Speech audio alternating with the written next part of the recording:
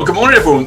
Thanks for joining us again on a James Whiting conversation with. I'm absolutely thrilled that I've got a man that I've been working with for a number of years and a good friend of mine on the show today. He's a very, very busy man. His time in his diary is like trying to find hen's teeth. So we've got him for half hour to chat through things. But welcome, good morning to Stuart Lane, who is the CEO of FTSE Europe and of Trade Nation. And great to have you on board, Stu. How are you? Morning, James. Yes, very good. Thank you. Very good. Well rested from the weekend. So, yeah, feeling good. Excellent stuff. Well, I know you've had. We're not going to mention the weekend. We're moving on from the weekend. Being a Welshman, I'm going to move on. But look. One of the things that we talked about was, for those that don't know you, I'm sure you'll do an introduction step. But you're the CEO of a business that I've been working with you guys for a while now, and Trade Nation is a new brand, but Finzer is the business you've had and created and sort of been the CEO for a number of years. And what we're going to talk about in the next sort of 20 minutes or so of how the industry is, you've grown that business, because you have grown significantly through lockdown. We'll talk a little bit about the industry that you're in as well and some of the different dynamics around this. And I know you've got some huge passions around that. And also just talk to people around actually what's driving that demand as well, and what's driving that move for all those things. But just to talk to everyone a little bit, give everyone a bit of a potted background of you and the business and what you guys do. Thank you. Yeah, so I've been in the industry now for 33 years, would you believe? I know the beard's starting to go grey, so yeah, definitely showing it now. 33 years in an industry which has just been fascinating and continues to be fascinating almost on a daily basis. We offer access to the financial markets for retail and professional clients who wish to trade on the financial markets, and whether that be on shares, whether that be on one of the indices, on a commodity, or on a foreign exchange pair. And we've been doing that at Finzer Europe since 2013. I joined the company in 2014 when there was just 7 of us in a small office in London, up in Fenchurch Street in London. We had an office in Sydney, and we had 4 or 5 people over there. And we've, over the last few years, it's been difficult. It's a competitive market. There are a lot of companies. When I first started out in this industry all those years ago, there were just 2 firms, and we left one of those firms to set up a new company. We were the first new company to set up for 15, 20 years, and then suddenly there was a bit of a rise in popularity of startups around this sector. And we saw more and more companies starting to be formed, and that's continued. There's hundreds of providers now across the world. Going back to when I first started, it was very much a product that was aimed at the city professionals. So it was aimed at the square mile, mainly because there wasn't really the access to financial information that we have today. The internet as such, it was something that the square mile had access to, the square mile was aware of, and it tended to be where our clients came from. Occasionally you'd see the odd professional client coming from in the home counties, but very little outside of that. And the explosion of interest, within the sort of the 90s and early 2000s, saw this industry and this sector start to reach out further. And look for clients in other regions, and particularly as the transparency around the financial information became better. There were more information to be had. It was easier to find, and people were more informed about what was going on in the financial markets and what was affecting those financial markets. Joined Finzer in 2014, and as I say, there was only less than 15 of us, and now we number over 75 around the world. So 55 people in London.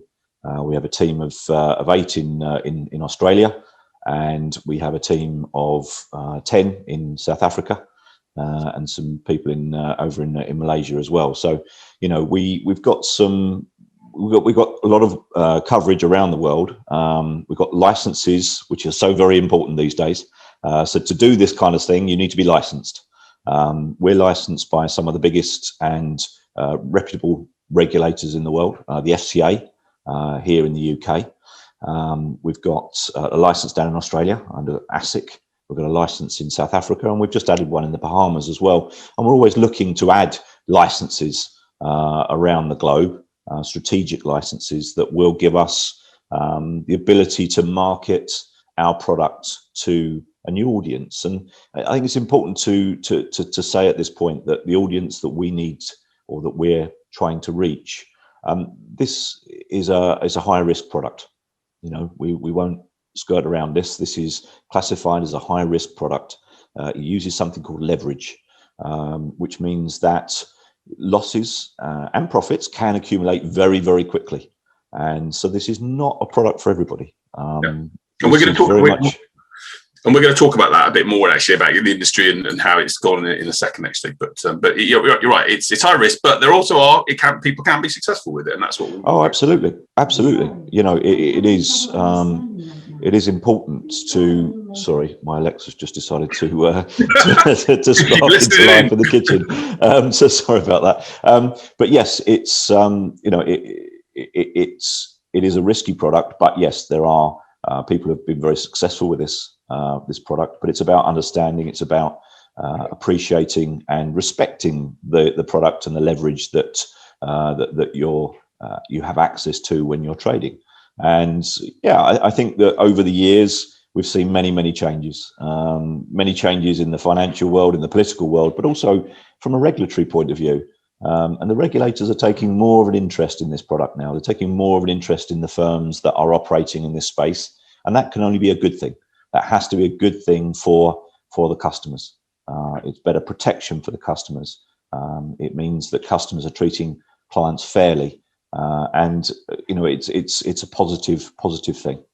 And I know, and I think you're right. Well, maybe if we have time, we'll talk about that. I know we've got limited time today, but in the last 12 to 18 months, there has been a significant growth in the business. I know Finter itself, you've taken on probably 15 or 20 people in this last 12 months. 20 people in since March last year. Yes, which is mad, really, when you consider that we've been going this pandemic and we'll talk about how that's achieved. But what's driving that global and interest in financial trading? Is it because I guess I look at it, someone like me who would seem as relatively savvy, and I look at this and go, well, I can see why people are wanting to find out more. They hear about it on the news, or they hear something around trading, and it is one of these areas that is intriguing people at the moment, isn't it?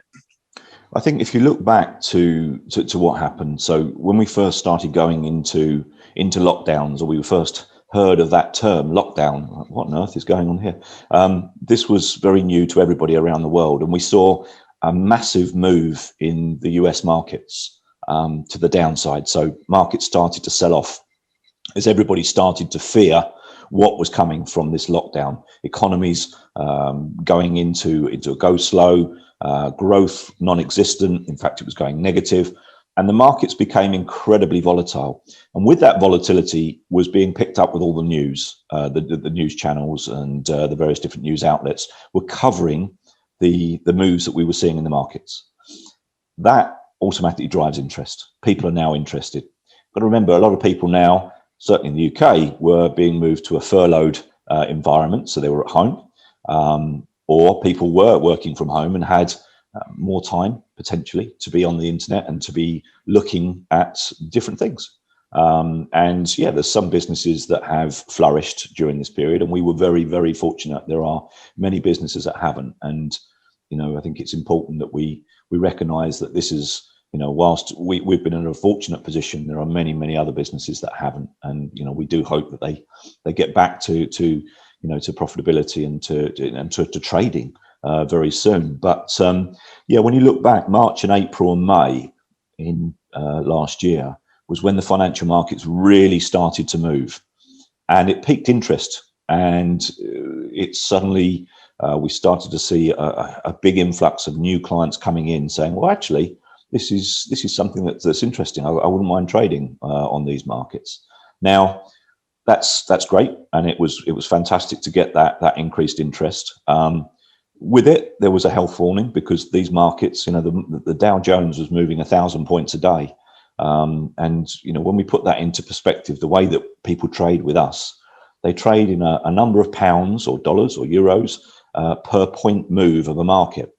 So if you imagine you're trading £2 or £3 a point move of the market, that's a £2,000 or £3,000 bet or swing in profit or loss in a single day. And it could happen in minutes. It was I've been in the markets for a long time, seen many things happen. I think that me and my colleagues were all sort of sat there looking at each other going, wow, this is something. Yes, we Asian crisis, 9/11, these were periods of extreme volatility. But what we saw here was a couple of months of markets that were just very, very difficult to trade, very difficult to call. But it did get people's interest, and people were reading about these market moves every day. And therefore looking for an opportunity of how do I get involved? And I think that's one of the things around the markets that when I've looked at trading is one of the interesting things. Because when people think about trading, or people think about the finance market, they think about, oh, well, I'm going to buy a share, and my hope then is that share is going to go up in value. Because there's, being blunt, there's only one route you can take. And I'm not, by the way, this isn't financial advice in any way, shape, or form, but we encourage people to do all the right thing. But if you're going to look at buying a share or buying anything, you buy into it with the hope it goes up. I guess the difference that people are intrigued about with trading is that what you're able to do is decide, do you think the market's going to go up or down? And that's the nature of the game, isn't it? You can, if you think a particular share, if you think Jeff Bezos is going to Amazon, something's going to happen to Amazon, for example, you can go to the market space and say, actually, I think Amazon's going to go down rather than up. Yeah. And that's the beauty, I think, of what trading is giving people. It's that choice to make the decisions on what they think are right, isn't it? Yeah, and I think it gives you more control. Yeah. As you say, when I talk to my parents and they're, oh yes, we're thinking about investing in stocks. Well, there's only one way to do that for them at the moment, or it was years ago, and that was to buy blue chip stocks. And they would buy banks or British Gas or insurance companies. Exactly. Some of the telecoms. That's what people used to do, and they used to buy and hold them. Hopefully, get a dividend from the stock, and hopefully see an appreciation in the value of the stock price. And trading has become so much more sophisticated since then. At the professional end, yes, there were always people that were speculating, both on the markets going up and down. But the retail customer never really had access to that. You couldn't sell something you didn't own. Made sense. You had to own it.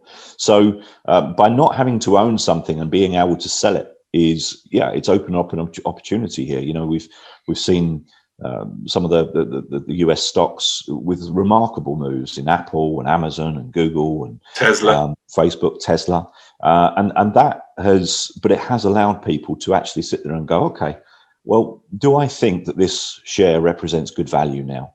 Do I think that the price of the share reflects the strength of the company? And the same can be said for any market around the world. Do I think that the dollar is priced correctly against sterling at the moment? Given all of the interest rate scenarios, where's interest rates going in the UK? Where are interest rates going in the US? Who's going to come out of lockdown first? Who's going to start showing growth more? What do I think? And as you say, this is not anywhere, we're not giving advice in any way, shape or form. And it's important to understand what drives those markets. And also, does it interest you? Is it something that interests you? Do you like reading about, the US economy? Do you like understanding what's driving the US economy? If it's of interest, then yeah, absolutely. There's some amazing products to trade. If you prefer the European markets, again, some great markets to trade. And we're not going to go into talk about trading as such now in this session, because there's a lot more to it, and there's a huge element to it. This is about actually growth and how the business growth. But one of the key things, and we will put at the end an element to say to people, look, if this is something that does make you think, this is interesting, the thing that we encourage, and I know that you encourage people to do, is really get in a position to go and get themselves some education. We're going to put a link at the end to some courses, some free courses actually that B4 have worked with a reputable partner that you know, Stuart, well, that there is an access to go and have a look at something. If you're intrigued and you're thinking, what is this? Go and have a little look. So we'll talk about that at the end, but just talk about the business growth. Adding 20 people in lockdown and growing the business in that way that's quite a tough challenge, isn't it? To keep everyone together and because. How has it been for you as a CEO in these times? What's been the most challenging moments for you in these last 12 months? I think, given the fact that we're based in the city, we're up in Liverpool Street, we've got a nice office up there, everybody's together. If 18 months ago you'd have said to me that 55 people would be working from home, including all of the finance team, all of the compliance teams, all of the risk management teams, I'd have looked at you and said, I think we've got a problem here. I don't think we can do that. I was absolutely amazed, pleasantly so, at how quickly people adapted. Yeah, we had a week or two of a little bit of swan-like movement where, it looked like everything was going well, but under the water there was some furious paddling. But I was very, very impressed with the way that the teams came together. And I think that's been the key. That's been the key for how we've managed to not only stand still during this time, but also grow the business. It's the way that the teams have worked together. And 15 years ago, we wouldn't have had access to Zoom or Teams, Microsoft Teams, and that has been a godsend. It really has. It's allowed us to continue to communicate. It's allowed us to meet. I think the only real one area that I feel that we've struggled is the interdepartmental communication.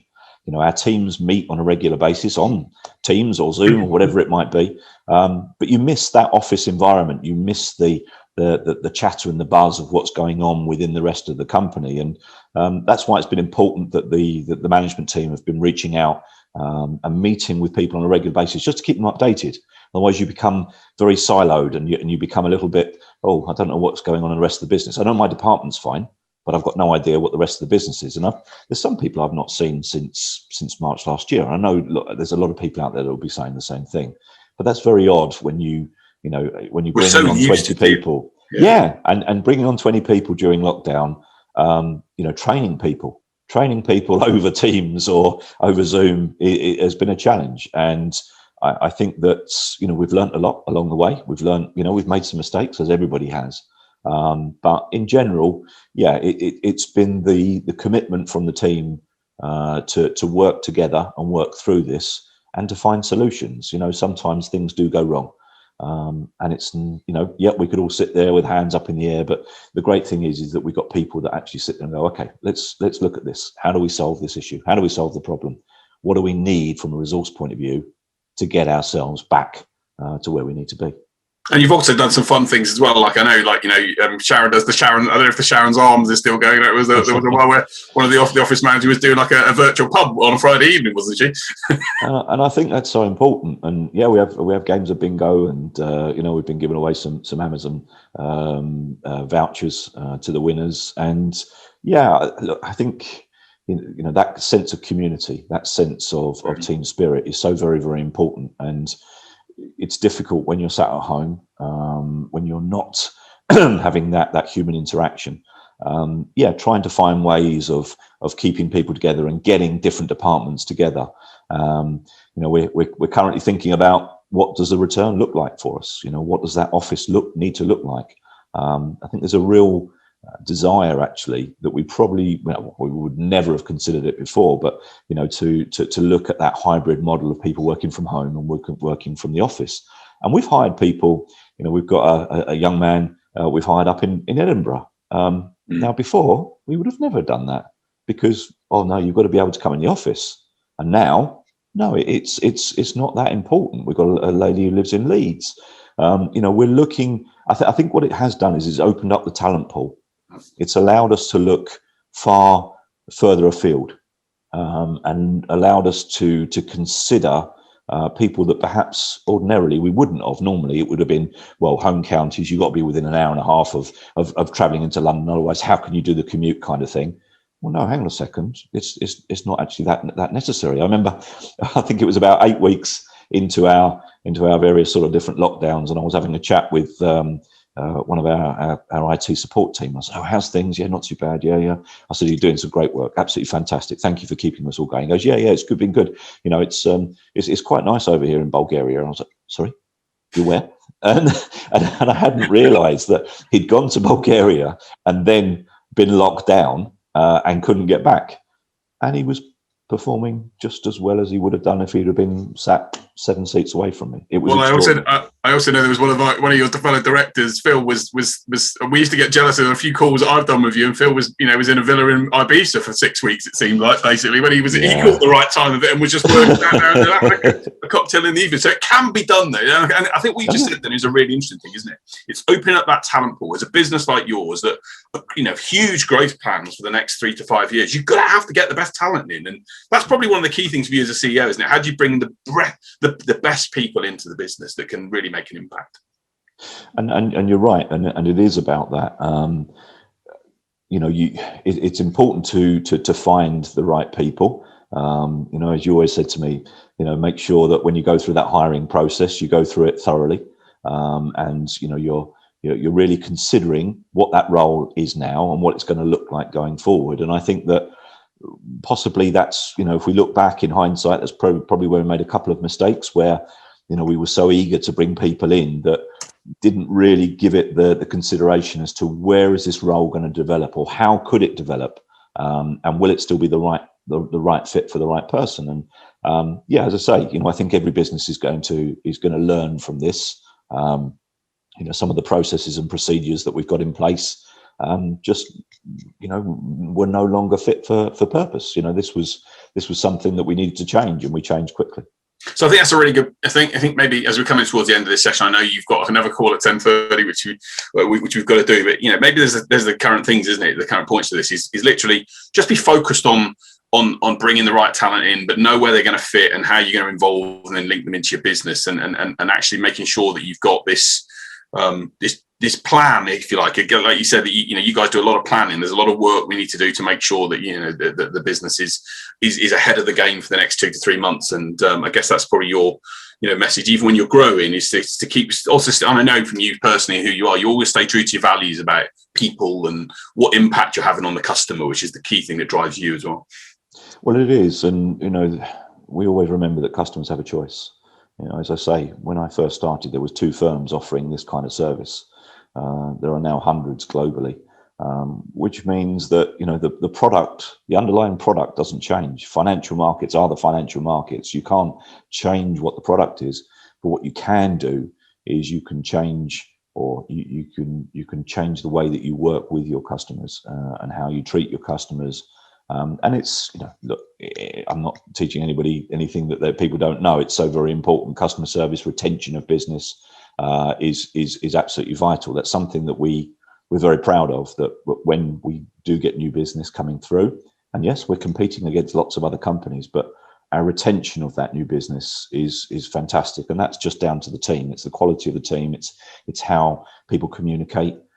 It's listening to the clients. I know too often you get an email reply and you think, that's not the question I actually asked. Somebody's just read the headline and not read the entire communication and not taken those extra 30 seconds. We always ask our team just to take another 30 seconds just to read through. Is it the right greeting? Have you signed it off correctly? And have you answered the question, most importantly? Yeah, exactly. So we've got to finish off. I know everyone's got to dash off, and you've got a very busy schedule. It's been great to have you talk about how you've built and grown the business. And so for anyone interested in thinking, well, there's 2 things. We'd say you'd say firstly, say to head to tradenation.com, wouldn't you, and have a quick look around and have a little look at it. And then I'll give you 30 seconds to talk about that, and then I'll just talk through an element of how we can, if people are intrigued by this, there's a partnership with an educator that through B4 that we'd encourage people to have a look at, which is able for them to access. So. Yeah, tradenation.com is our new brand. So Finza Europe is the regulated entity. That's the one that's regulated by the FCA, and our brand name is Trade Nation. So tradenation.com, been a labour of love. There's been a couple of years of work going into this. I'm really pleased with the way that things have come out. I love the content that we've got on there. Yes, I'm biased, but I think we've got some amazing content on there. It's informative. It's absolutely transparent. It's fair. There's nothing hidden. Everything is there for you to have a look through. And like anything, when you're starting out with something, it's important you take your time. You read up on the information. You read about the markets. You read about the pros and cons of anything that we do, and you practice. We create a practice account to allow you to go on. Open up a practice account. There's no strings. You just open up a practice account and you have a play around. Exactly. Yeah. Get used to how the markets move. Get used to our trading platform. But it's like any new skill. You've got to practice to start with before you make that commitment. And Jim and I are both keen golfers. You don't go out and buy a set of golf clubs and walk over to Wentworth and tee it up on the first tee without having a bit of a practice first. Because things can and do go horribly wrong. So yeah, that's most definitely the message from Trade Nation, and we'll help you through that journey. And it is a journey, and doesn't matter what level of expertise you have or knowledge you have, there will be some content for you on tradenation.com that will be relevant to where you are in your trading journey. Fantastic. Look, so what I know that Richard and the team at B4 have also, education is really key. So what we think we're going to do is put a link in the after the video here, after the interview, and it's great to chat with you, Stu.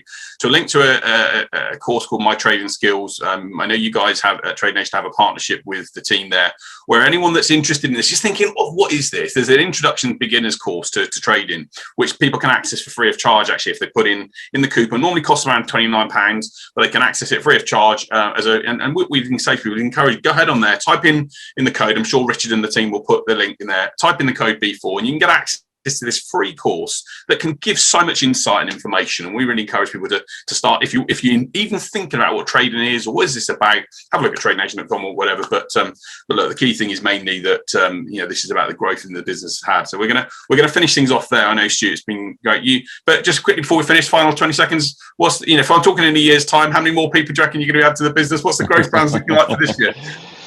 Well, it's a good question. We're looking at license opportunities in the Middle East, another opportunity potentially in Europe and potentially in South America. So difficult to say, what the numbers will be. I think the growth is going to happen. It's not going. You're not going backwards. That's for sure. Oh no. Very much going forwards, and there'll be more people that join our team. We're very, very lucky to have such fantastic committed teams across the globe, and we'll continue to add to those offices, those regional offices, and continue to grow in London as well. Although whether it be from home or in an office, who knows? Exactly. Look, brilliant to have the chance to chat to you, Stu. I know you're a busy man. I've got to head off, but thank you very much. Stuart Lane, CEO of Trade Nation and Fins Europe. Brilliant to see how you've achieved such growth over the course of the last 12 months in a difficult economic time. And I know that if anyone's interested in thinking about trading or hear about this stuff, there's some great resources for them to access. So, Stu, thanks ever so much for your time, mate. Really appreciate it. And pleasure. Thanks for having me. To hopefully having one of these sessions again soon. Most definitely. Look forward to it. So there you go. That was James White in conversation with CEO Stuart Lane on how he's grown a business in the financial trading space over the course of the last 12 months. So hopefully you've enjoyed. And if you have and want to hear more about these sort of interviews, then get in contact with the B4 team and we'll share the next event with you. If you're interested, as I say, in finding out a bit more about what trading is, head over to tradenation.com, or there's a link that we're going to put in to a trading course which you can access free of charge thanks to B4 and doing some great work there. So look, have a little look, see what you think, but most importantly, take interest in something and take your time, have a little look at things and see if it's something you can work with and learn to evolve for you and your personal situation. But that's it from James White in conversation with. Look forward to another one really soon. Take care, everyone. Bye now.